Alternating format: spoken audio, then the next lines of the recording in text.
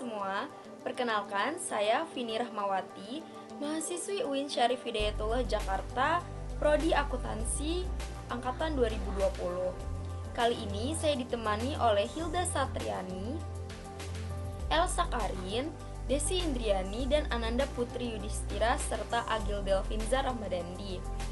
Kali ini kami akan membahas video pembelajaran mengenai eksponensial dan logaritma. Selamat menyaksikan. Saya, Hilda Satriani, akan menjelaskan tentang bilangan eksponensial. Sebelum kita masuk ke materi, kita harus mengetahui apa yang dimaksud dengan bilangan eksponensial. Bilangan eksponensial adalah suatu bilangan yang dikalikan berulang-ulang atau yang sering kita sebut dengan bilangan berpangkat. Bilangan eksponensial biasanya dinotasikan dengan A pangkat N atau perkalian A sebanyak N kali, yang dimana A adalah bilangan pokok atau basis, sedangkan N adalah eksponen atau yang sering kita sebut dengan pangkat. Eksponen pertama kali ditemukan oleh John Napier, seorang bapak logaritma dari Skotlandia pada tahun 1550 sampai 1617. Hubungan antara logaritma dan eksponen sangatlah dekat. Mengapa? Karena keduanya memiliki fungsi yang sama, yaitu untuk mempersingkat bilangan yang angkanya relatif besar atau kecil. Setelah kita mengetahui pengertian dan penemu dari eksponensial, selanjutnya kita akan membahas tentang apa sih sifat-sifat yang dimiliki oleh eksponensial. Bilangan eksponensial memiliki 8 sifat. Yang pertama, A pangkat 0 sama dengan 1. A meliputi semua angka, baik yang jumlahnya besar maupun kecil. Apabila dipangkatkan 0, pasti hasilnya sama dengan 1. Misalnya, 5 pangkat 0 sama dengan 1. 100 pangkat 0 sama dengan 1. Namun, pada sifat ini, A tidak boleh sama dengan 1. Sifat yang kedua adalah A pangkat M dikali A pangkat N sama dengan A pangkat M tambah N.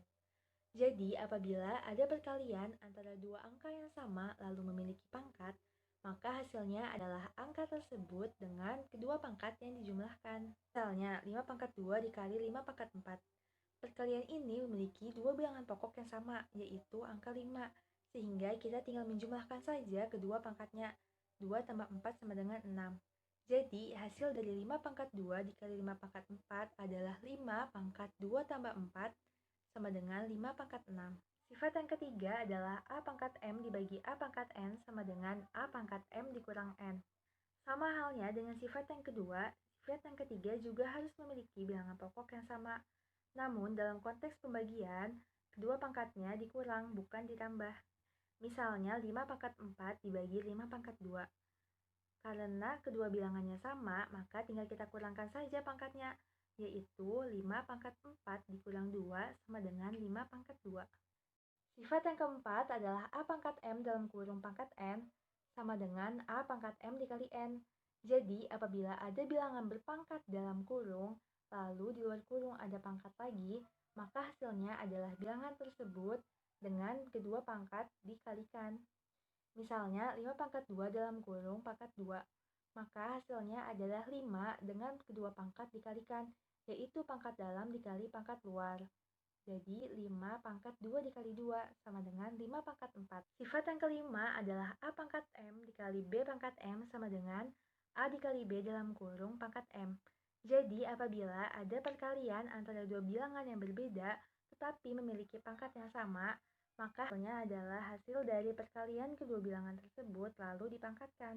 Misalnya, 5 pangkat 2 dikali 6 pangkat 2, maka hasilnya adalah 5 dikali 6 dalam kurung pangkat 2. Mengapa? Karena bilangan ini memiliki pangkat yang sama. Jadi tinggal kita kalikan saja dalamnya, sama dengan 30 pangkat 2. Sifat yang keenam adalah A pangkat M dibagi B pangkat M sama dengan A dibagi B dalam kurung pangkat M. Jadi apabila ada kedua angka yang berbeda lalu dibagi dan memiliki pangkat yang sama, maka hasilnya adalah pembagian dari kedua bilangan tersebut lalu dipangkatkan. Misalnya, 12 pangkat 2 dibagi 6 pangkat 2, maka hasilnya adalah 12 dibagi 6 dalam kurung pangkat 2. Mengapa? Karena kedua bilangan tersebut memiliki pangkat yang sama, sehingga kita tinggal menjadi satukan kedua bilangan tersebut di dalam sebuah kurung, lalu hasilnya kita pangkatkan dengan pangkat yang sama tadi. Jadi 12 dibagi 6 sama dengan 2, lalu pangkatkan 2. Jadi 2 pangkat 2 sama dengan 4. Sifat yang ketujuh adalah N akar A pangkat M sama dengan A pangkat M per N. Jadi apabila ada sebuah bilangan berpangkat di dalam sebuah akar, maka pangkatnya akan menjadi pembilang dan akarnya akan menjadi penyebut. Lalu keduanya ini akan menjadi pangkat untuk si pembilang itu. Contohnya akar 3 12 pangkat 2. Maka pangkatnya ini akan menjadi pembilang dan akar 3 ini akan menjadi penyebut, sehingga hasilnya adalah 12 pangkat 2 per 3. Sifat yang ke-8 adalah A pangkat min N sama dengan 1 per A pangkat N. Jadi apabila ada suatu bilangan berpangkat negatif, dapat berubah menjadi bilangan berpangkat positif jika ia menjadi penyebut. Misalnya 5 pangkat min 2, kita mau ubah ke jadi 5 pangkat 2, maka kita harus mengubah bilangan berpangkat ini menjadi penyebut, yaitu 1 per 5 pangkat 2. Assalamualaikum warahmatullahi wabarakatuh. Saya Rosa Karin, saya akan membahas tentang fungsi eksponen. Fungsi eksponen ini memiliki bentuk umum, yaitu Y atau fx sama dengan K kali A pangkat X. Atau fungsinya bisa dibuat dengan X dipetakan menjadi K kali A pangkat X. Lalu K-nya ini sendiri adalah bilangan atau konstanta. Dan A-nya ini adalah basis atau bilangan pokok. Nah, syarat untuk bilangan pokok ini sendiri adalah yang pertama, A-nya itu harus lebih besar daripada 0. Yang kedua, A tidak boleh sama dengan 1. Yang ketiga, A di antara 0 dan 1. Dan yang keempat, A harus lebih besar daripada 1. Lalu untuk grafik fungsi eksponen. Dia ini memiliki ciri-ciri jika A-nya lebih besar daripada 0, maka monotonnya naik. Dan jika A berada di antara 0 dan 1, grafik monotonnya turun. Dan grafik fungsi eksponen ini memotong sumbu Y pada 0, K. K-nya ini konstanta. Jadi ini contoh soal untuk grafik fungsi eksponen. Nah, soalnya itu adalah fx sama dengan 2 pangkat x. Nah, bisa kita ubah menjadi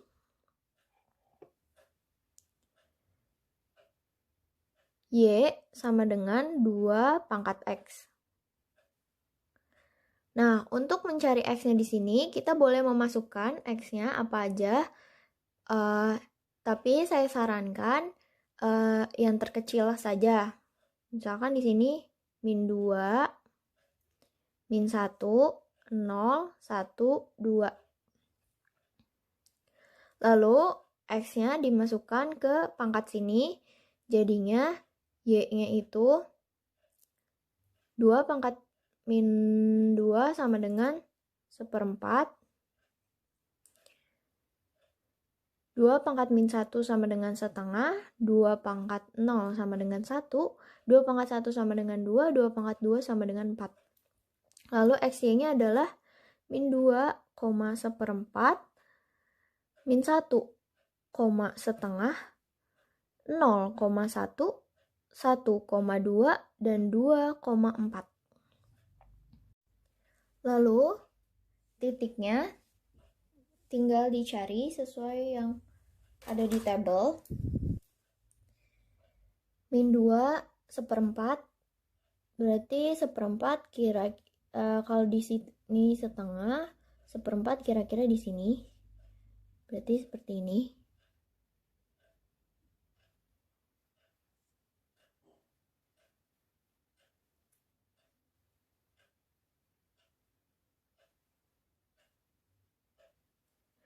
Lalu min 1, setengah di sini.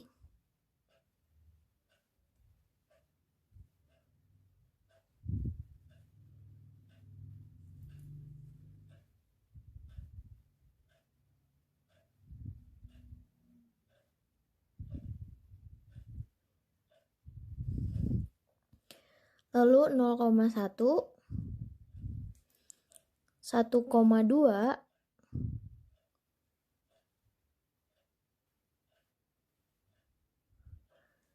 2,4.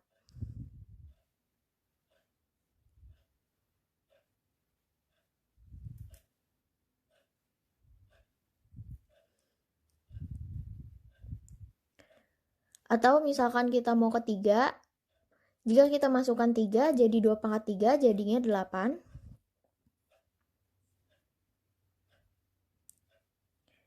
Dari sini kita bisa tarik.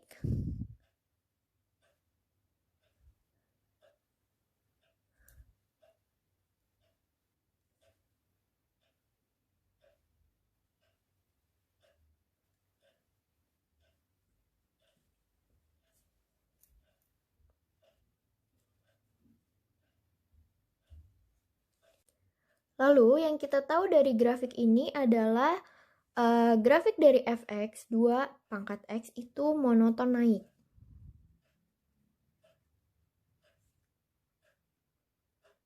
Sebenarnya sudah diketahui juga dari soal karena ininya 2, berarti A-nya itu lebih dari 1, maka monoton naik. Karena tadi syaratnya itu kalau misalkan A lebih dari 1, maka itu akan monoton naik. Lalu yang kita ketahui lagi di sini apa? Asimptotnya. Asimptot itu garis yang mendekati sumbu. Nah, kalau dalam grafik ini, asimptotnya itu adalah dia mendekati sumbu X. Tapi dia tidak pernah sampai di sumbu X. Ya kan? Berarti di sini asimptotnya sumbu X. Karena ini kalau misalkan kita tarik terus, pasti akan mendekati sumbu X. Tidak pernah tepat di sumbu X. Lalu yang kita tahu lagi apa? Domainnya. Domainnya itu kita itu daerah X ini kita bisa memasukkan daerah X dari minta terhingga sampai terhingga. Kita bisa masukin apa aja X. Jadi X di mana X di antara min tak hingga sampai terhingga yang X elemen bilangan real. Lalu range-nya, di sini kita tahu range-nya itu dimulai di atas 0. Berarti Y-nya itu, sumbu Y-nya itu dimulai dari di atasnya 0. Berarti Y-nya itu di mana Y lebih besar daripada 0 dan tak terhingga. Di mana Y elemen bilangan real. Lalu untuk soal yang kedua, itu fx-nya sama dengan 3 min x plus 1 atau bisa diubah dengan Y sama dengan 3 min x, 3 pangkat min x tambah 1. Misalkan x-nya kita masukkan min 2, min 1, 0, 1, 2. Berarti untuk x-nya dimasukkan ke sini, 3 min ketemu min jadi plus 3 pangkat 2 ditambah 1 menjadi 10. Jadi 4 menjadi 2. Kalau 1 berarti sepertiga ditambah 1, 4/3. Kalau 2 berarti menjadi sepertiga pangkat 2 ditambah 1 berarti 10/3. Lalu di sini XY-nya 2,10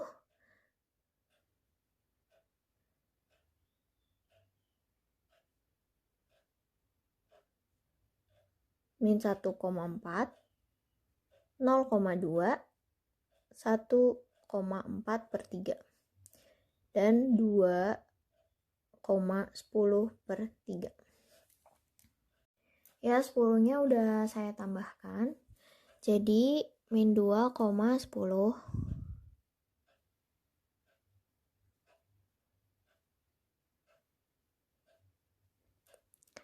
Lalu min 1-nya ada di 4.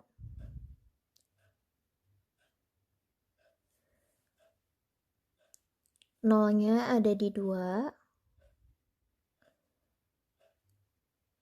1,4/3 berarti 1/3 sekitar di sini.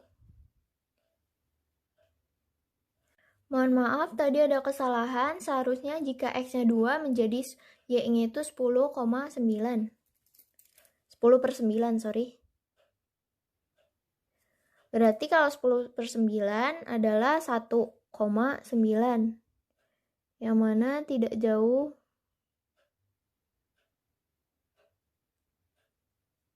dan tidak mendekati 1. Oke, jadi kita tarik saja dari atas ini.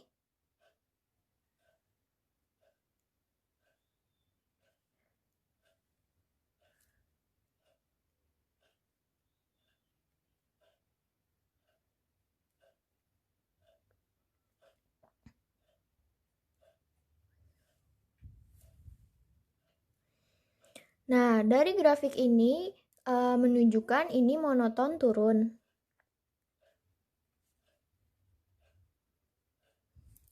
Lalu asimptotnya pada sumbu Y sama dengan 1. Kenapa?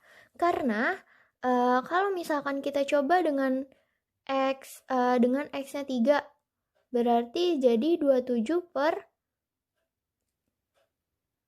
menjadi 28/27, yang mana itu juga 1 di atas 1, dan seterusnya pun seperti itu, yang mana Y-nya itu tidak akan mendekati 1.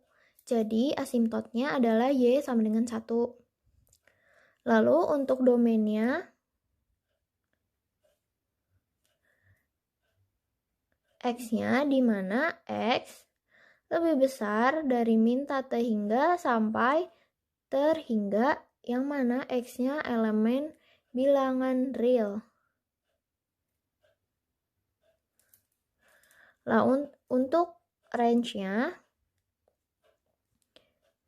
Y-nya itu karena dimulai di atas 1 dan gak pernah nyentuh 1, maka Y-nya itu Y di antara lebih dari 1 dan tak terhingga. Sampai tak terhingga Y-nya itu elemen bilangan real. Lalu lanjut lagi ke materi tentang persamaan eksponen. Nah, di persamaan eksponen ini ada beberapa bentuk persamaan yang harus kalian ingat nih. Yang pertama adalah bentuk persamaan A pangkat fungsi f(x) sama dengan 1. Nah, A-nya di sini itu harus lebih besar daripada 0 dan A-nya itu tidak boleh sama dengan 1.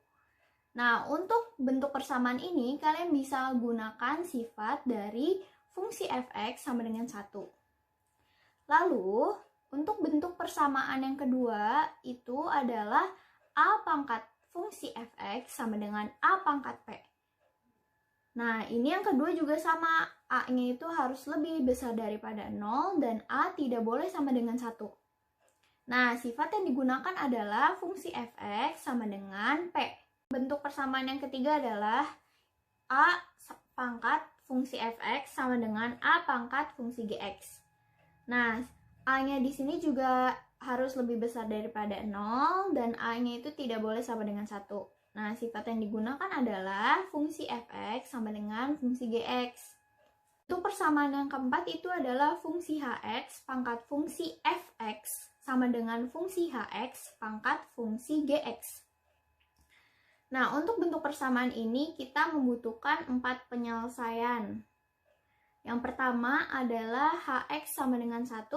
Yang kedua, hx sama dengan min 1, asalkan fx dan gx-nya itu sama-sama genap atau ganjil. Nah, terus yang poin ketiga itu ada hx sama dengan 0, asalkan fx dan gx-nya itu harus lebih besar daripada 0. Lalu yang poin keempat itu ada fungsi fx sama dengan fungsi gx.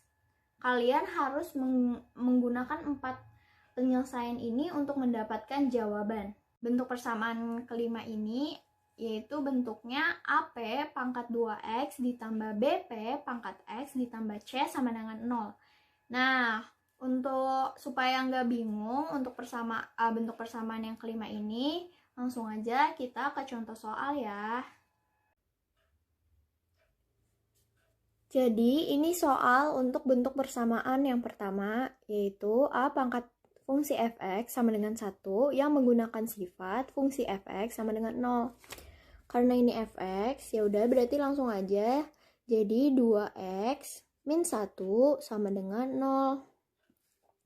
Lalu 2x, satunya pindah ruas menjadi plus 1, x sama dengan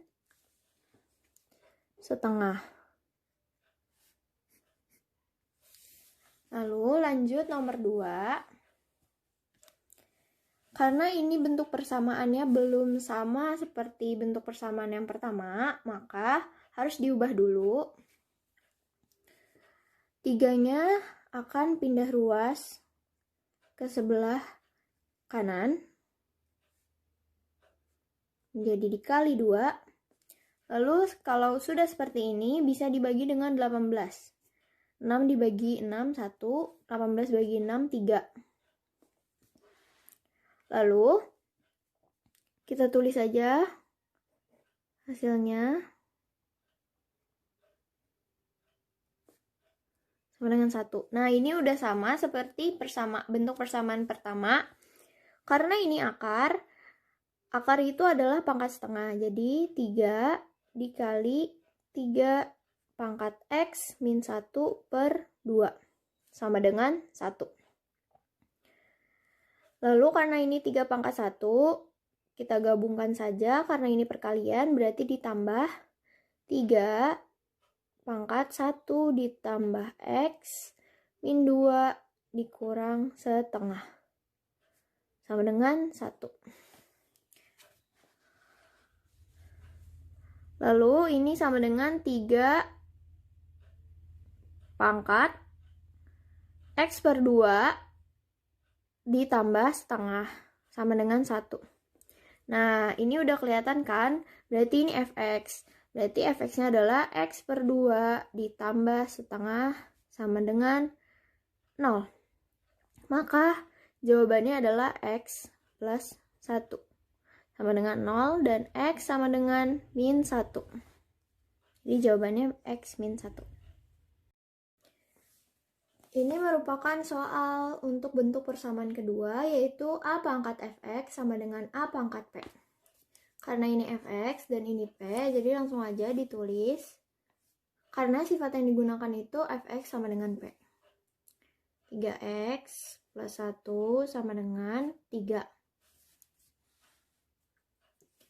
Maka 3x sama dengan 2x sama dengan 2 per 3. Untuk soal yang kedua, karena ini bentuknya belum seperti persamaan kedua, maka harus diubah dulu. Langsung aja, ini 3 pangkat X dikali 4. Ini langsung dijadikan satu-satu, 4 pangkat X dikali 4 pangkat setengah. Sama dengan 3.456. Tulis lagi 3 pangkat X dikali 4 pangkat X dikali 2. Kenapa 2? Karena ini pangkat setengah yang sama aja akar 4. Berarti akar dari 4 adalah 2. Sama dengan 3.456. Lalu ini sesama karena pangkatnya sama, boleh dikalikan menjadi 12 pangkat X. 2, jadi 3.456-nya dibagi 2. 12 pangkat X sama dengan 1.728. Lalu 1.728 itu adalah pangkat 12 pangkat 3. Nah, ini 12 pangkat X, jadi X-nya adalah 3. Untuk soal bentuk persamaan yang ketiga, yaitu A pangkat fungsi fx sama dengan A pangkat fungsi gx yang menggunakan sifat fungsi fx sama dengan fungsi gx. Nah, karena ini fungsi fx dan ini fungsi gx, berarti langsung saja 5x min 1 sama dengan 3x plus 9. Kita pindah ruas 3x-nya jadi min 3x sama dengan 9 ditambah 1. Jadi 2x sama dengan 10 dan x-nya adalah 5. Soal selanjutnya, karena ini belum menjadi bentuk persamaan yang ketiga, maka kita ubah dulu akarnya dan pecahannya. Nah, kalau akar itu adalah pangkat setengah, jangan lupa. Jadi 2 pangkat 4x min 2 per 2. Sama dengan, karena 1/8 itu adalah 1 per 2 pangkat 3. Nah, biar nggak pecahan, 1 per 2 pangkat 3-nya dipindah ke atas jadi 2 pangkat min 3. Dikali pangkat x min 3. Lalu, ini bisa kita sederhanakan. 2 pangkat 4x bagi 2 adalah 2x. Dikurang 2 bagi 2 adalah 1. Sama dengan 2 ini sama pangkat dikalikan menjadi min 3x plus 9. Karena bentuknya sudah sama seperti bentuk persamaan ketiga, jadi langsung saja fx dan ini gx. Jadi 2x min 1 sama dengan min 3x plus 9. Kita pindah ruas 3x-nya menjadi plus 3x sama dengan 9 ditambah 1. Jadi 5x sama dengan 10. X-nya adalah 2.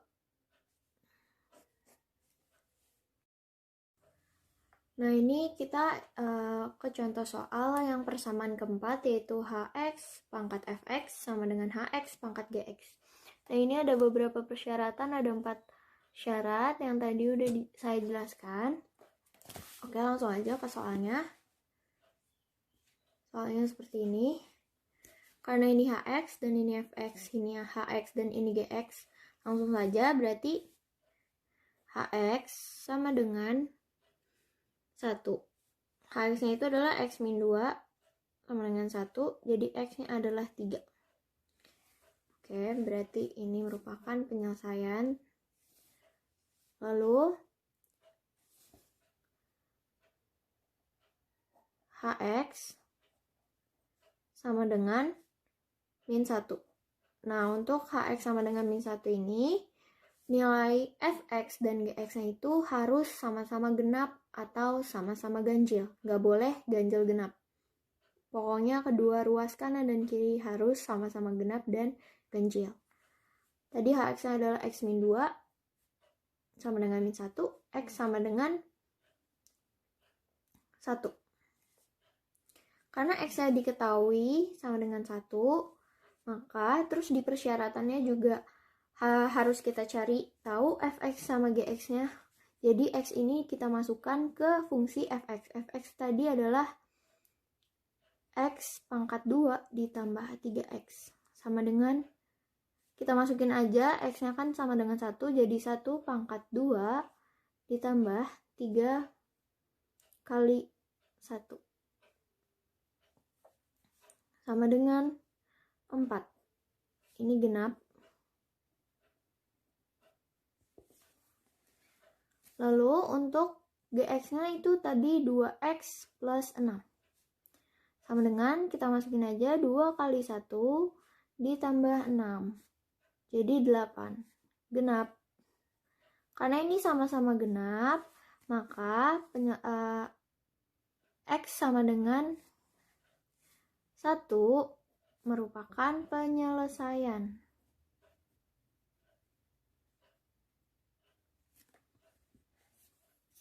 Lalu untuk hx sama dengan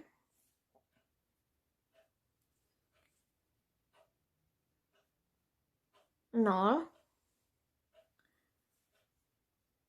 H-nya tadi X min 2 sama dengan 0, jadi X sama dengan 2. Nah, karena ingin mencari tahu fx-nya itu gimana, berarti langsung masukkan saja tadi fx-nya, fx dan gx maksud saya. Fx-nya tadi x pangkat 2 ditambah 3x, kita masukkan 2x, jadi 2 pangkat 2 ditambah 3 pangkat 2, 3 kali 2, 4 tambah 6 jadi 10. 10 ini lebih besar daripada 0, jadi betul.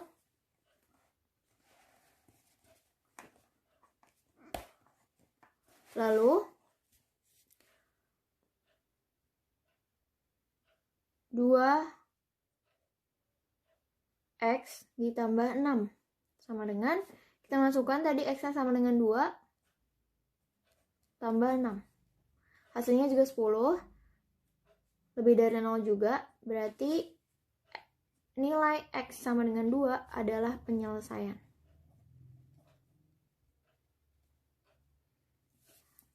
Nah, yang ketiga itu ada fx-nya.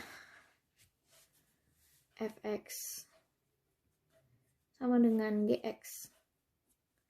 Fx-nya tadi x pangkat 2 tambah 3x. Gx-nya tadi 2x tambah 6. Kita pindah ruas saja.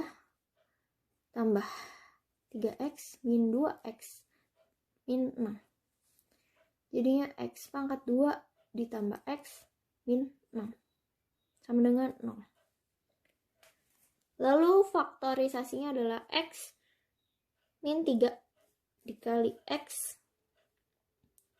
plus 2 sama dengan 0. X sama dengan 3, x sama dengan min 2.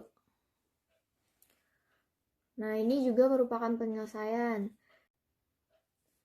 Lalu HPP-nya atau nilai yang memenuhi x itu ada x sama dengan min 2,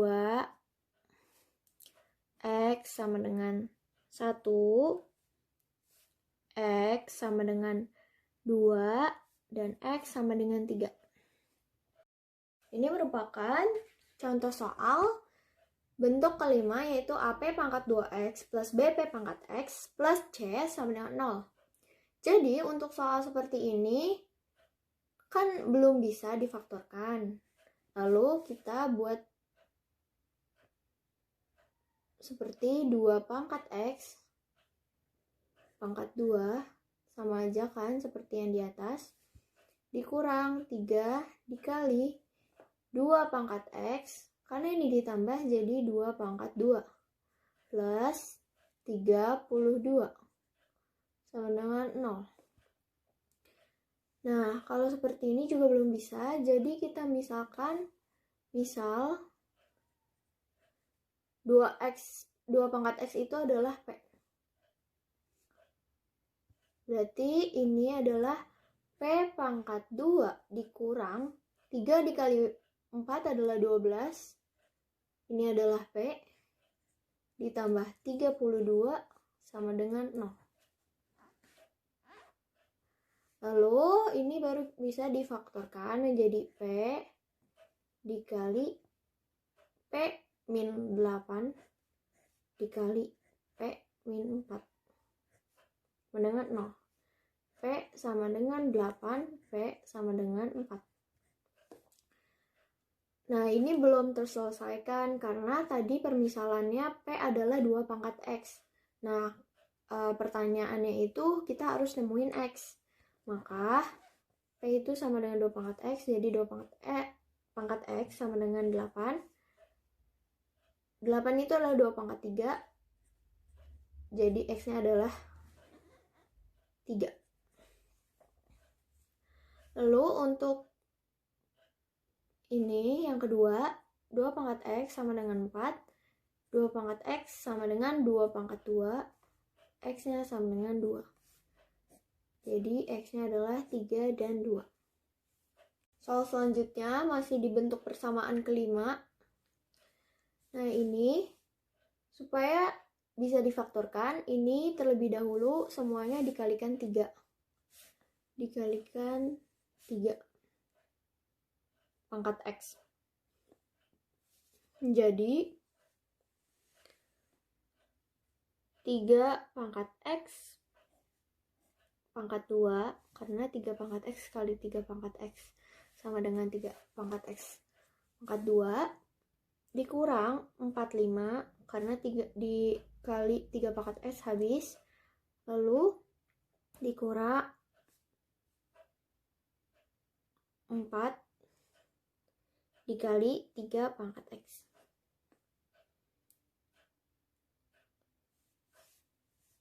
Lalu kita ubah dulu posisinya biar terlihat lebih enak.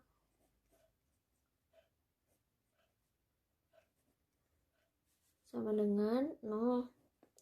Kita misalkan 3 pangkat X ini adalah Y.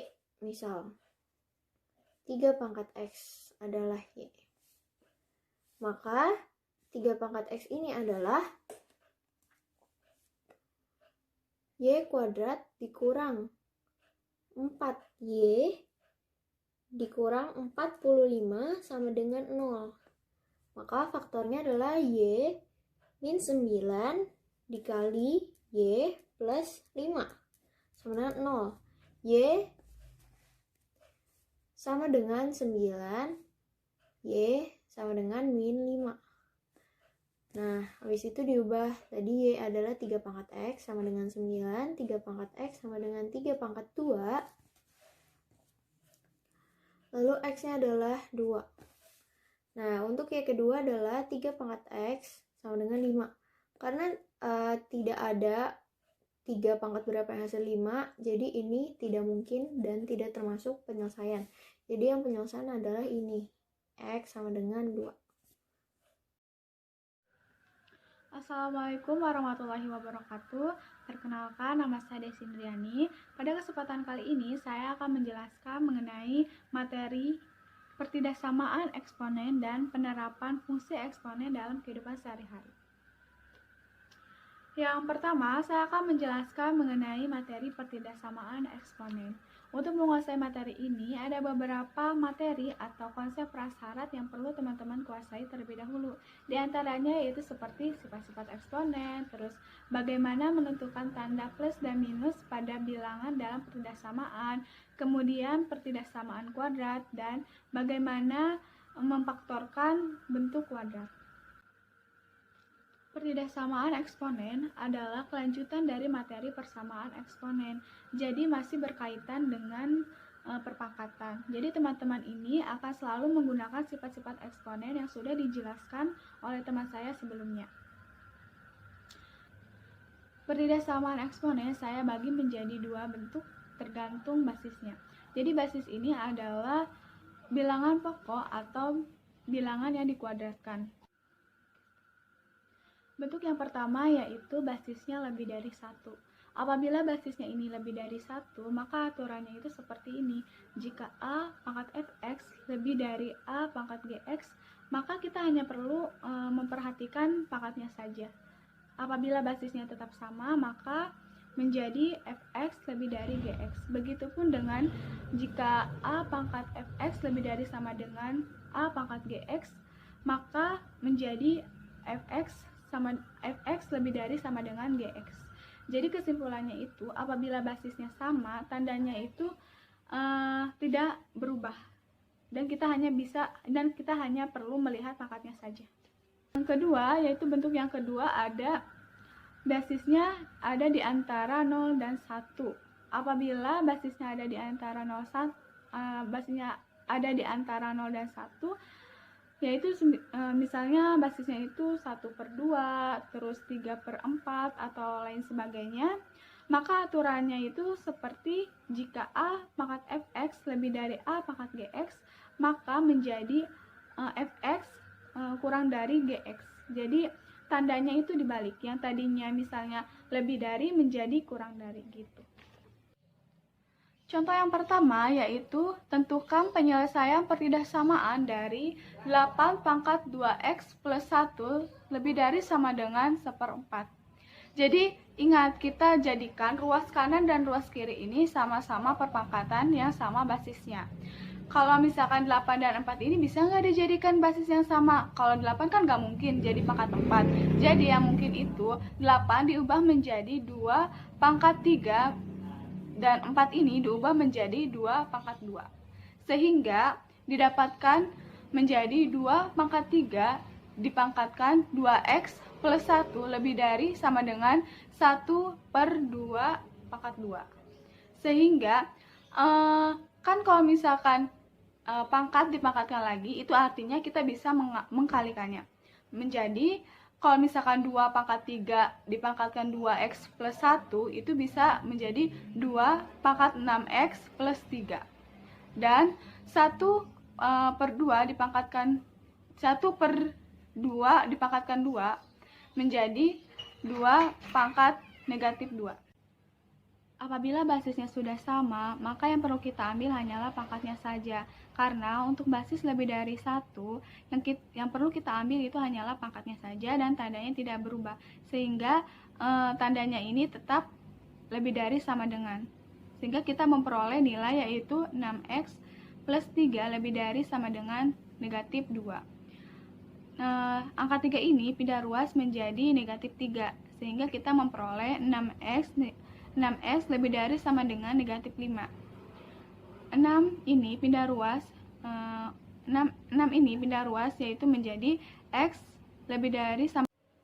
Materi yang selanjutnya yaitu mengenai penerapan fungsi eksponen dalam kehidupan sehari-hari. Fungsi eksponen sering kita jumpai penerapannya dalam masalah yang berkaitan dengan penjumlahan dan peluruhan. Pada kesempatan ini kita akan melihat beberapa penerapan aplikasi fungsi eksponen yang dilihat dari penyelesaian contoh soal berikut ini.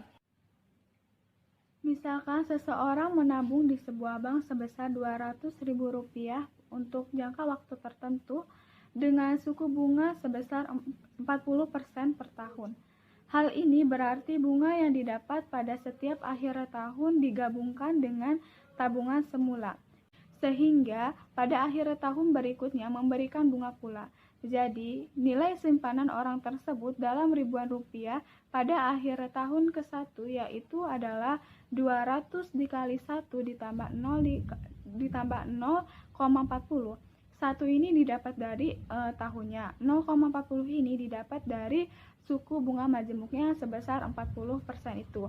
Jadi tahun pertama yaitu 200 dikali 1 ditambah 0,40 sama dengan 200 dikali 1,40 sama dengan 280. Sedangkan tahun kedua yaitu 280 dikali 1,40 sama dengan 200 dikali 1,40 dikali 1,40 dapat dinyatakan dengan 200 dikali 1,40 dipangkatkan 2. Yaitu sebesar 392. Secara umum, tabungan orang tersebut dapat kita tulis dalam bentuk fungsi lama tahun dengan persamaan berikut, yaitu N sama dengan 200 dikali 1 ditambah 0,40 dipangkatkan N sama dengan 200 dikali 1 ditambah 200 dikali 1,40 dipangkatkan N. Jadi, jika kita menabung di bank sebesar M dengan suku bunga dinyatakan dengan I per tahun, maka jumlah uangnya setelah tahun dinyatakan sebagai berikut, yaitu MT sama dengan M dikali 1 ditambah I dipangkatkan N. Contoh selanjutnya yaitu, misalnya, Tania menabung di sebuah bank sebesar Rp500.000. Bank tersebut memberikan suku bunga majemuk sebesar 8% per tahun. Pertanyaannya yaitu, tentukan banyaknya tabungan Tania setelah 10 tahun tanpa pengambilan. Penyelesaiannya yaitu, setelah 1 tahun, nilai akhir tabungan Tania yaitu sebagai berikut, 500 ditambah 500 dikali 0,08. 0,08 ini didapatkan dari suku bunga majemuk yang diberikan oleh bank, sama dengan 500 dikali 1 ditambah 0,08 sama dengan 540.000. Tabelnya bisa dilihat dari gambar di samping. Apabila pada tahun kedua yaitu 500 dikali 1,08 dikali 1,08 sama dengan 583.200 perak. Maka dapat dinyatakan dalam pola 500 dikali 1,08 pangkat 2. Dari pola tersebut, nilai akhir tabungan Tania setelah tahun ke-N adalah 500 dikali 1,08 dipangkatkan N. Setelah 10 tahun, nilai akhir tabungan Tania adalah 500 dikali 1,08 dipangkatkan 10, yaitu sebesar 1.079.000. Assalamualaikum warahmatullahi wabarakatuh. Halo semuanya, perkenalkan, nama saya Ananda Putri Yudhistira dari kelas 1A Akuntansi, dan di sini saya ingin menjelaskan kepada kalian mengenai materi logaritma. Namun sebelum saya menjelaskan materi tentang logaritma, ada baiknya kalian mengerti terlebih dahulu mengenai eksponensial, sehingga kalian dapat lebih mudah memahami tentang materi logaritma ini. Oke, langsung saja yuk kita masuk ke logaritmanya. Sebelumnya saya ingin menjelaskan mengenai definisi logaritma terlebih dahulu. Logaritma ini adalah operasi matematika yang merupakan kebalikan dari eksponensial. Kenapa sih disebut kebalikan dari eksponensial? Jadi kita langsung masuk ke contohnya aja ya. Kalau di eksponensial 2 pangkat 3 sama dengan 8, bentuk ini itu bisa kita ubah ke dalam bentuk logaritmanya. Caranya kita taruh 2-nya di sini, kita taruh 8-nya di sini, dan kita taruh 3-nya di sini. Jadi dia bentuk logaritmanya. Gitu. Jadi dari persamaan yang sebelumnya itu bisa kita simpulin bahwa A pangkat C sama dengan B bisa diubah menjadi bentuk logaritma A log B sama dengan C. Dengan catatan A-nya itu lebih besar daripada 0 dan A tidak sama dengan 1. Selanjutnya, agar kalian lebih mengerti mengenai definisi yang tadi, saya ingin memberikan beberapa contoh mengenai cara merubah bentuk eksponensial menjadi bentuk logaritma. Contoh pertama itu 3 pangkat 4 sama dengan 81. Ini bisa kita ubah menjadi 3 log 81 sama dengan 4. Jadi maksud dari eksponensial ini tuh kayak 3 pangkat berapa sih yang hasilnya 81? Jawabannya 3 pangkat 4. 3 pangkat 4 kan hasilnya 81. Jadi dalam logaritma ini kita cari kayak pangkatnya gitu loh. Terus contoh kedua ada 3 pangkat min 4 sama dengan 1/81. Ini kalau kita ubah jadi bentuk logaritma jadi 3 log 1/81 sama dengan min 4 gitu. Contoh selanjutnya ada 4 pangkat 3/2 sama dengan 8. Kalau kita ubah menjadi bentuk logaritma menjadi 4 log 8 sama dengan 3/2.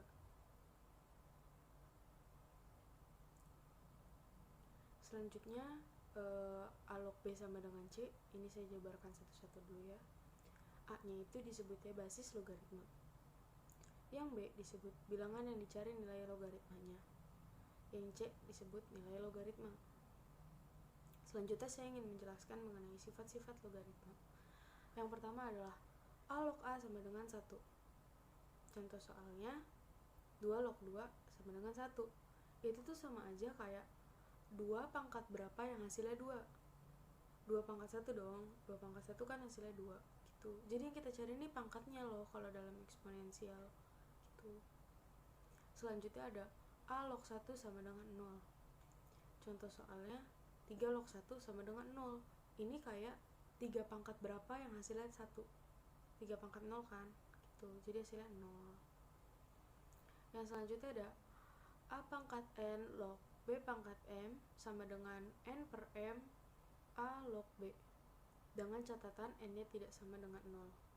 Contoh soalnya 4 pangkat 2 log 2 pangkat 4. Cara menjawabnya itu 4 pangkat 2, 2-nya kita pindahkan ke depan. Yang log 2 pangkat 4, 4-nya kita pindahkan ke depan menjadi 2/4 dikali 4 log 2. Selanjutnya 2/4 bisa kita kecilin menjadi 1/2, setengah jadinya, dikali 4 log 2 itu setengah. Jadi setengah kali setengah sama dengan 1/4. Sifat berikutnya ada A log B sama dengan 1 per B log A. Jadi dia diputar gitu ya. Contoh soalnya 2 log 4 sama dengan 1 per 4 log 2. 4 log 2 itu kan setengah, jadi 1 per setengah. 1 per setengah itu 2. Contoh soal berikutnya, A log B sama dengan P log B per P log A, dengan catatan P-nya lebih besar dari 0 dan P-nya tidak sama dengan 1. Kita masuk ke contoh soalnya ya. Ada 16 log 64. Nah, P-nya ini kita bebas tentuin berapa aja, asalkan lebih besar dari 0 dan tidak sama dengan 1. Di sini saya menggunakan P-nya 2. Saya ubah menjadi 2 log 64 per 2 log 16. Nah, 64 ini bisa kita pecah menjadi 32 dikali 2. Dan 16 nya bisa kita pecah menjadi 8 kali 2. Jadi persamaannya menjadi 16 log 14 sama dengan 2 log 32 dikali 2 per 2 log 8 dikali 2. Hasilnya 2 log 32 ditambah 2 log 2 per 2 log 8 ditambah 2 log 2. 2 log 2 ini kan sama dengan 1, kayak contoh yang pertama tadi. Jadi kita cari 2 log 32. 2 pangkat berapa yang hasilnya 32? 2 pangkat 5 kan? Jadi 2 log 32 itu adalah 5. Ditambah 2 log 2, 1. Jadi 5 ditambah 1 per 2 log 8.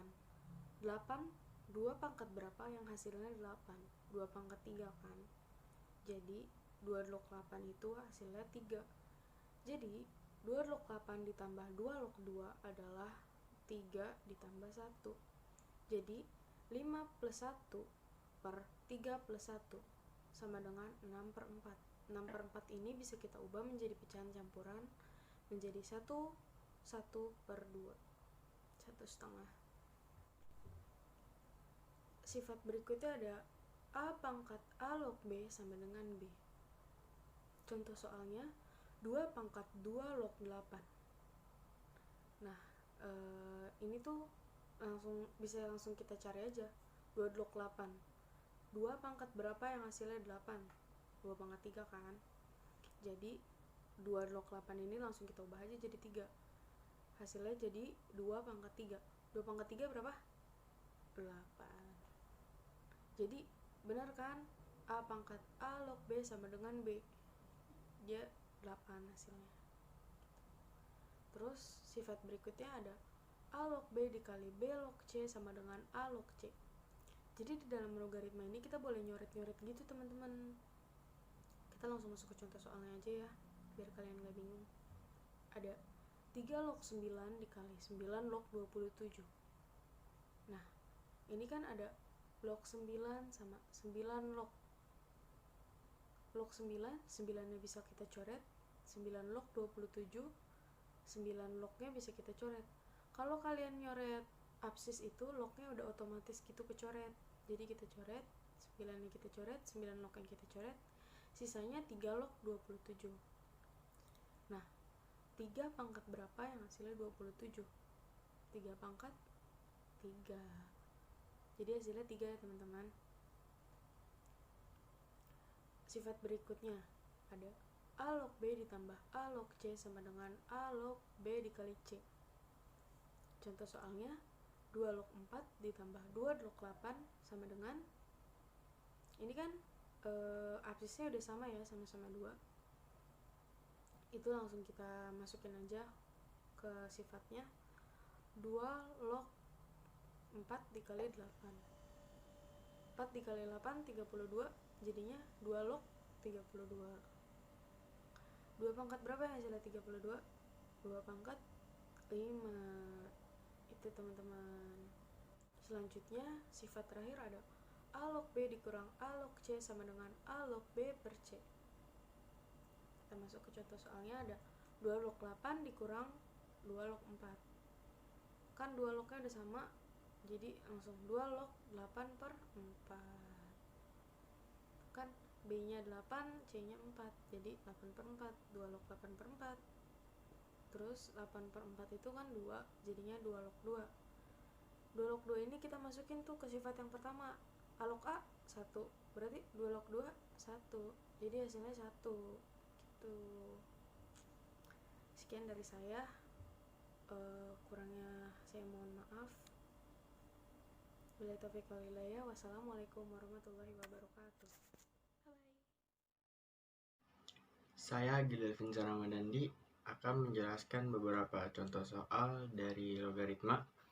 Yang pertama ada soal nilai dari 2 log 4 ditambah 2 log 12 dikurang 2 log 6. Untuk bentuk soal di atas, kita perlu mengingat dua sifat logaritma, yaitu yang pertama ada A log B dikali C sama dengan A log B ditambah A log C. Yang kedua ada A log B dibagi C sama dengan A log B dikurang A log C. Sehingga untuk menyelesaikan soal di atas, kita menggunakan kedua sifat tersebut. Untuk penjumlahan, kita gunakan A log B ditambah A log C sama dengan A log B dikali C. Menjadi 2 log 4 ditambah 2 log 12, kita ubah bentuk menjadi 2 log 4 dikali 12 dikurang 2 log 6. Hasilnya 2 log 48 dikurang 2 log 6. Untuk pengurangan, kita menggunakan sifat kedua, yaitu A log B dikurang A log C sama dengan A log B dibagi C. Sehingga menjadi 2 log 48 dibagi 6. Hasilnya 2 log 8. Untuk penyelesaian akhir, kita bisa gunakan sifat logaritma lain, yaitu A log B pangkat N sama dengan N dikali A log B. 2 log pangkat 8 bisa kita ubah bentuk menjadi 2 log 2 pangkat 3. Dengan menggunakan sifat tersebut, kita bisa simpulkan menjadi 3 dikali 2 log 2. 2 log 2 ini kita bisa berubah menjadi 1 karena A log A sama dengan 1. Sehingga perhitungannya menjadi 3 dikali 1 sama dengan 3. Lanjut ke soal nomor 2, yaitu 2 log 25 dikali 5 log 3 dikali 3 log 32. Dengan menggunakan sifat logaritma A log B pangkat N sama dengan N dikali A log B, maka 2 log 25 bisa kita ubah menjadi 2 log 5 pangkat 2. Dan 3 log 32 bisa kita ubah menjadi 3 log 2 pangkat 5.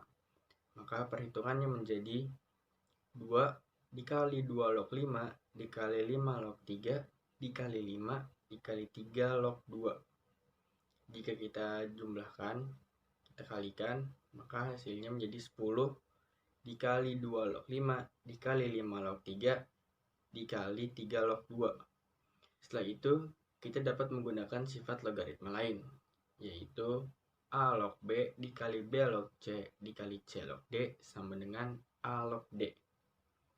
Dengan menggunakan sifat itu, maka 10 dikali 2 log 5 dikali 5 log 3 dikali 3 log 2, hasilnya 10 dikali 2 log 2. 2 log 2 ini kita bisa jadikan 1 karena A log A sama dengan 1. Maka 10 dikali 1 sama dengan 10. Jawabannya 10. Soal nomor 3.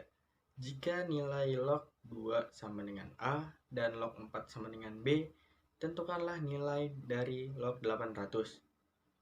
Pertama-tama, kita bisa memfaktorkannya terlebih dahulu menjadi log 2 dikali 4 dikali 100 dengan menggunakan sifat logaritma A log B dikali C sama dengan A log B ditambah A log C. Maka kita bisa ubah bentuknya menjadi log 2 ditambah log 4 ditambah log 100. Log 2 bisa kita ganti dengan A dan log 4 bisa kita ganti dengan B. Maka perhitungannya menjadi A ditambah B ditambah log 100. Log 100 ini kita bisa gunakan sifat logaritma lain, yaitu A log B pangkat N sama dengan N dikali A log B.